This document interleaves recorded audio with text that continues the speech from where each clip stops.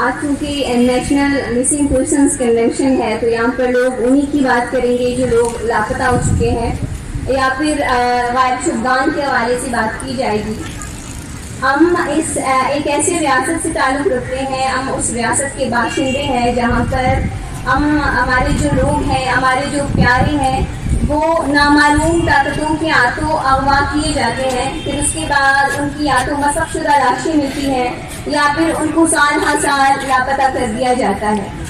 یہ missing persons term ایک ایسا تکلیف دہ ٹرم رہا ہے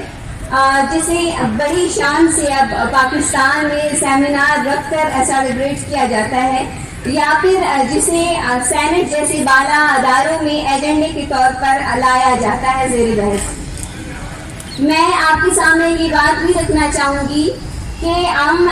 اس ریاست کے باشندے ہیں اور ہم ایسے لوگ ہیں اس ملک میں, دنیا کے ان ملکوں میں سے ایک ملک جہاں پر لوگ اپنی زندگیوں میں بنیادی ضروریات کی بجائے اپنی زندگی بچانے کے لیے جہد کر رہے ہیں. ہم ان باشندوں میں سے ایک ہیں جہاں 40,000 سے لوگ لاپتہ کیے جاتے ہیں ایک ہی ملک کے ایک ہی قوم سے. میں اس کنونشن کے ذریعے اس بات کا بھی اظہار کرنا چاہوں گی کہ بلوچستان نیشنل پارٹی کی جانب سے 5,000 لوگ اور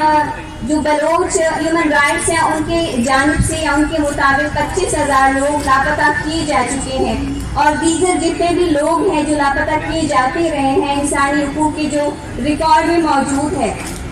میں نہیں جانتی وہ کون سی مخلوق ہے جو کہ مسٹر انڈیا بن کے تمام تر لوگوں کو لاپتہ کرتا رہا ہے, جس کے حوالے سے یا پھر جس کی معلومات سے ریاست لا علم ہے, جس کو اس بات کا علم نہیں ہے کہ ان کو لاپتہ کرنے والا کون ہے. میں ایک پاکستانی ہوں, میرا بھائی اسی پاکستان میں لاپتہ کیا گیا, پھر اس کے بعد ان کی مسخ شدہ لاش پھینک دی گئی,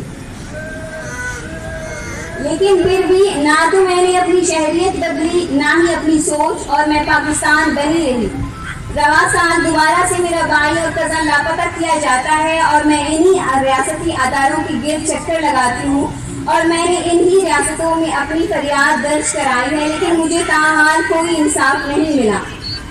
ہمیں ہمارے نصاب میں بتایا جاتا ہے کہ پاکستان اپنی تاریخ میں بہت سی جنگیں جیت چکا ہے, لیکن میں یہ بات ماننے سے اس لیے قاصر ہوں کیونکہ یہ ملک مجھے میرا ایک بندہ تک 2 سال میں ڈھونڈ کر نہیں لا سکا. میں چونکہ گواہ ہوں اور شاہد ہوں, آرمی چیف نے مجھے تسلی دی. میں گواہ ہوں اس بات کی, وزیر اعظم صاحب نے مجھے یقین دہانی کرائی, اور میں گواہی دیتی ہوں کہ وزیر انسانی حقوق کی جو وزیر ہے شری مزاری صاحبہ, انہوں نے وعدہ کیا کہ وہ 15 دن کے اندر ہمارے لوگوں کی بازیابی میں اپنا کردار ادا کرائیں گی. لیکن چونکہ وہ اپنا وعدہ وفا نہیں کر سکی تو میں ان کی اس بات کو کیا سمجھوں, کیا یہ ریاست کی ناکامی ہے, یہ حکومت کی ناکامی ہے, یا پھر ان فوجی پالیسیز کی ناکامی ہے. مجھے نہیں سمجھ آتی کہ اب ہم جا کے کس در پہ کھڑے ہوں اور کس سے امید رکھیں جہاں سے ہمارے پیاروں کے متعلق ہمیں بتایا جائے. میں ایک سوال اس ریاست سے آخر میں یہ کرنا چاہوں گی کہ یہ جو ریاست ہے, یہ جو نیا پاکستان ہے, مجھے لگتا ہے کہ اس میں ایک نئے عہدے کا اضافہ کیا جائے گا جسے بطور